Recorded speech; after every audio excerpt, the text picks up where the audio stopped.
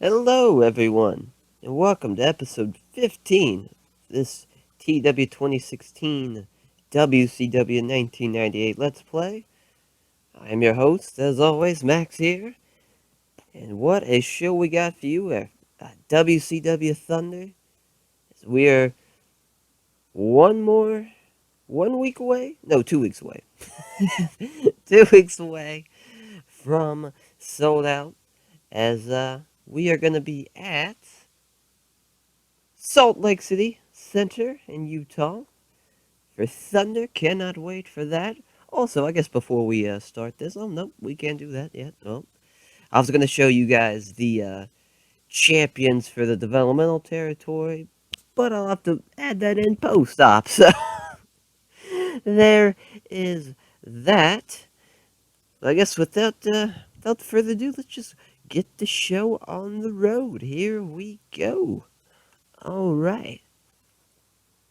And there, pre-show match, just to get Horace Hogan over a little bit, instead of him being an enhancement talent. Pinning Lanny Poffo in 2 minutes with a powerbomb. And here's two guys from our developmental, and Mike Awesome and Matt Bloom. It's Awesome picks up the win with the Awesome Bomb in 346. Sad that these two guys, they're in our developmental system, had a better match than two guys on our main roster. Let that sink in. And Glacier, Jerry Flynn, I wanted to see how this match would do on the pre-show. This is definitely going to be on Saturday night. So look out for that. Glacier wins with the chronic kick. Cryonic kick, rather. Not chronic kick. No, chronic. Now we're going to wait a couple of years for that. Oh, man. Here we see opening Thunder up. With the big pyro and stuff. All that shit. Yeah. It's probably one of our worst intros because we didn't hype anything up.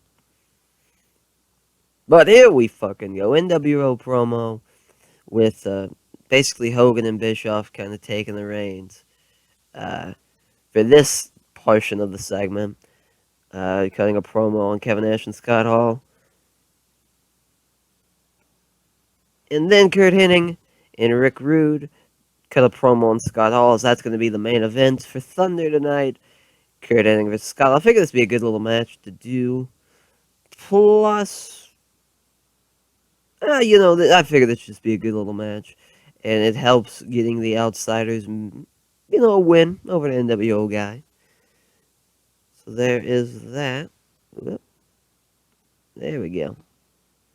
Oh, and here's just a nice Kidman win to put him in the match for Sold Out. I believe this was a High Spots match. Nope, just a regular match. Boy, Prince IK is real bad. I'm probably going to send him to developmental. That'll probably be the best thing to do. Here, just basically a commercial for Sold Out with Ric Flair, Bret Hart, the Outsiders, and Hogan. And then here's the match for Ultimo Dragon to get a nice win against Super Crazy. Dragon picked up the win. 6 minutes. I'm assuming he did it with a Dragon Sleeper, even though they didn't say it. What was this under? High Spots match. Awesome. Yeah, Ultimo Dragon did great. Super Crazy did pretty well. I mean, 65. That's not bad at all. Not bad at all. And here, I forgot when exactly the Boogie Nights was formed. So I figured, why not just do it now? In January of 98. And basically, it's figured like Alex Wright's kind of like dancing in the back, like in some like hallway gimmick, and Disco comes up to him, and they start like clicking along, figuring out that they like kind of that moment like Step Brothers when they kind of realize like, did we just become best friends moment. So I figured that'd be a fun little segment to do. Because I don't remember how they formed Boogie Nights. I think they just kind of, it happened. Like, they just started teaming up. There's no, like, angle.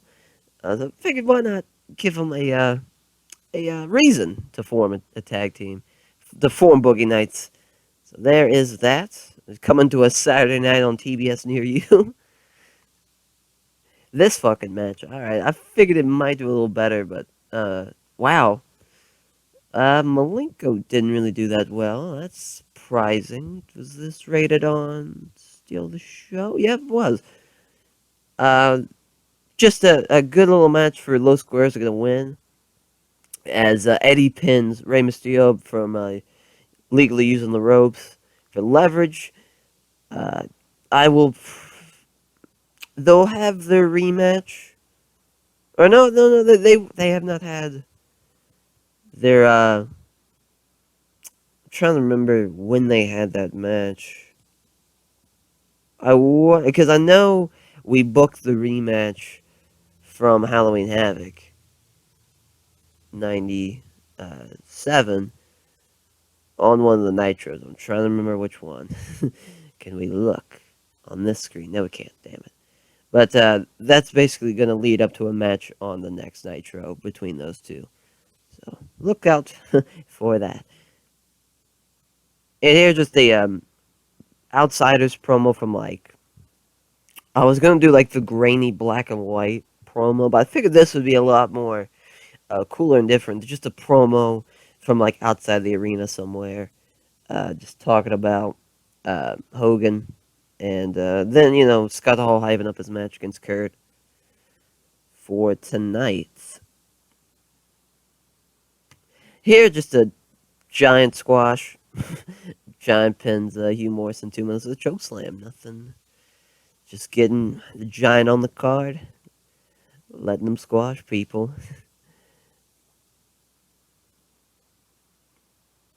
Here, just a Raven challenging Benoit for a match that sold out. The Ravens rules match, which I'm still debating for the belt. I don't. Raven as TV champ, I don't know how I feel about it.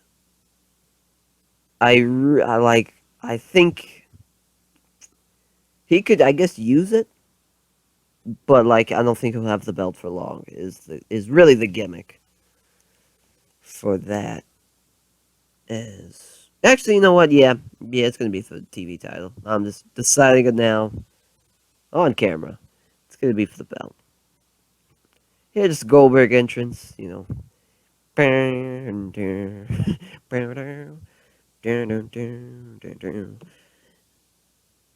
all the pyro and stuff. I figure this match would be a little better, honestly. I guess Chono still being an opener didn't bump this up to at least a B minus.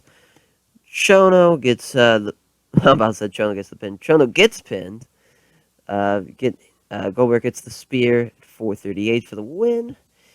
I believe his winning streak, as far as in TW, I think it's up to 10. I'm sure if you add it all up from real life to now, January of week 2 of '98, it's probably up in like the 30s. Yeah, I figured this promo would do better. That's surprising. Get a 69 as Booker T and Stevie Ray uh, as they're hyping up their tag match against Ming and Barbarian that sold out. And the winner of that match, it's a number one contenders match for the tag titles, uh, which I'm that will the that tag title match is probably gonna happen on a Nitro. And that sounds so stupid. Actually, you know what? Nah, it might be sold out. I'm trying to think because I'm almost positive I had uh like Team WCW being. Oh no, nope. We're doing that. Ming Barbarian versus Booker T Stevie Ray. That is happening at the next Nitro. So there's number one contenders match for the tag belts on Nitro. Can't wait for that. Winner takes on Stein Brothers. That's sold out. And then Ming and Barbarian, they jump them from behind. Start beating them down a bit. good little segment for Faces of Fear and Harlem Heat. Wow, this fucking match did good. Did good. That's terrible grammar there on my part. Jesus. Good little match this was. That's better. As Davy Boy picks up the win with a running power slam. Davy Boy outperforming Regal. That's a bit disheartening, to be honest. Is Regal... Okay, that's poor gimmick for Regal. Take a note of that. And Benoit accepting the challenge that Raven laid out for him at Thunder for Sold Out. Ravens rules again for Chris Benoit. Fuck yeah, and then I figured this match did pretty well. Benoit versus Mortis for the TV title, making that defense number 3 for Benoit. I figured this TV belt, as far as the prestige, might go down for just the belt being on TV. I mean, we have Nitro and Thunder. I think it's also been defended on WCW on Saturday night on TBS, so there's that. Here, just a Flair interview on Bret Hart, hyping him up, and also, kind of promoting a match with Sting, talking about his legacy, the history he's had with him, and how it would be different for him to face this new incarnation of Sting compared to the Stings of the past, the Surfer Sting, but don't want to flat out say that in the promo. Don't want to say Surfer Sting. And there, after that, you just see Sting in the rafters kind of looking, honestly, in the rafters with his big-ass belt around his waist. I figure that actually that segment would do a lot better. I mean, it's just based on overness. And here, Conan loses to Scott Steiner. This match did well, 80-80. Awesome, as Steiner wins with the Frankensteiner. Frankensteiner! So that was a good little match. That's, 75, that's not bad at all. That's probably a future, U.S. title fucking match right there, if I've ever seen one. That is awesome. Here's our main event. Scott Hall picks up the win over Kurt Hennig with the Razor's Edge. That's weird. Scott did that in 91 and Kurt did it in 82. Oh, no, odd face heel. Alright. Oh, short match, yeah. Yeah. That's alright, though. That is alright. I think that was a success, honestly, just thinking about the... Ooh, storylines. Oh, man. That's not good. We definitely gotta fix that. But, anyways, guys, thanks for watching. Hope you enjoyed episode 15. And, we will see you. You know what? We'll just keep this going. Just cut the outro out. Cut it down. Shut it down. Shut it down. With, forgot to show you guys the developmental titles. So we're going to add that in. As, we have mail. Holy shit, we have a lot of people joining the power plant. We'll show that later. As our titles, we don't have a top prospect cruiserweight title yet. Our champion yet. And our top prospect is Steve McMichael, yes. I sent him down to developmental because I figured why not. He is pretty bad as far as matches. Figured why not have him learn down there. Didn't think they put the top prospect title on him, but what can you do? The tag titles were Chris Harris and Ron Killings, but I figured why not actually try to make that be a legit tag team holding the top tag prospect titles. So there is that. And our schedule for the power plant. Real creative shit we got going on here. We got show A and we got show B. We got our A crew, we got a B crew. A crew works Fridays every week and B crew works Saturday every week. So there is that. I'm sure I'll give monthly updates on what's going on. If you guys, of course, want to see that. And I guess now that will officially do it for this episode.